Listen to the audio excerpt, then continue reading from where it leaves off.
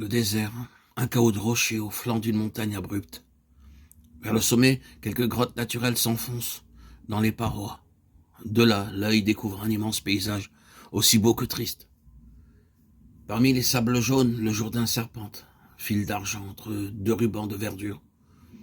Au loin, moutonnent des rangs pressés de monts et de collines couleur d'ocre, où l'on n'aperçoit aucune végétation.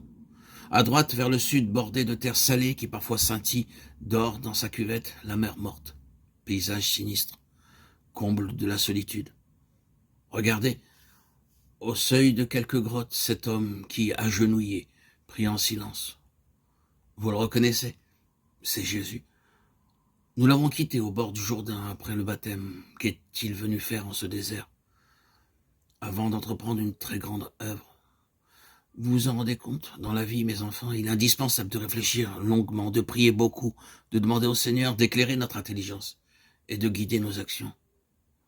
Pour Jésus qui était Dieu lui-même, cette préparation n'eût pas été nécessaire.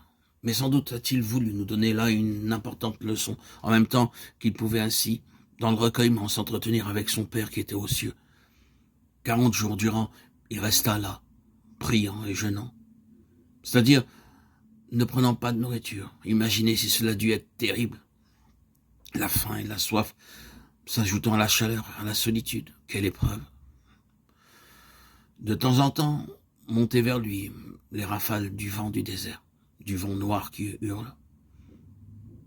Et dans ces bourrasques brûlantes, il entendait une voix sinistre, le démon, l'adversaire de Dieu. Le mauvais ange qui fut jadis précipité dans l'abîme de l'enfer à cause de sa révolte et qui sans cesse tente de s'opposer aux volontés du Tout-Puissant.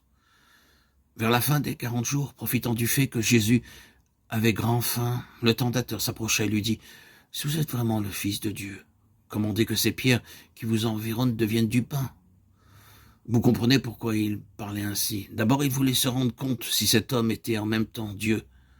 Ensuite, si Jésus avait accepté de faire un miracle pour répondre à un défi du diable, ça n'aurait pas été bien estimable, c'eût été comme s'il s'était reconnu son subordonné.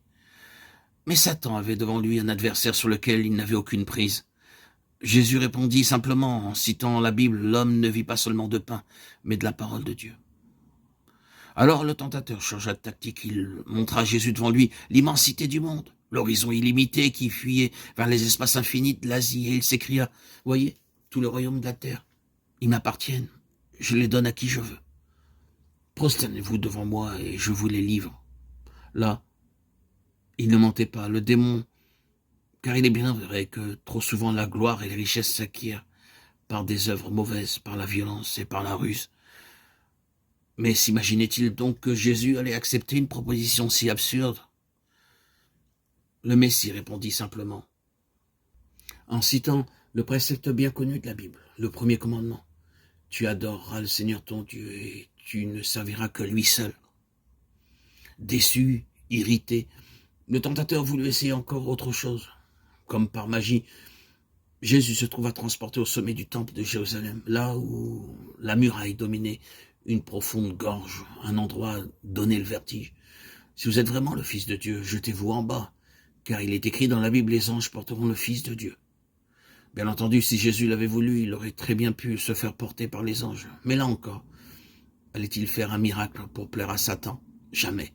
Retenez bien ceci, durant tout le temps de sa vie, vous ne verrez le Christ faire de miracles pour lui-même, pour se nourrir par exemple, pas même pour se sauver.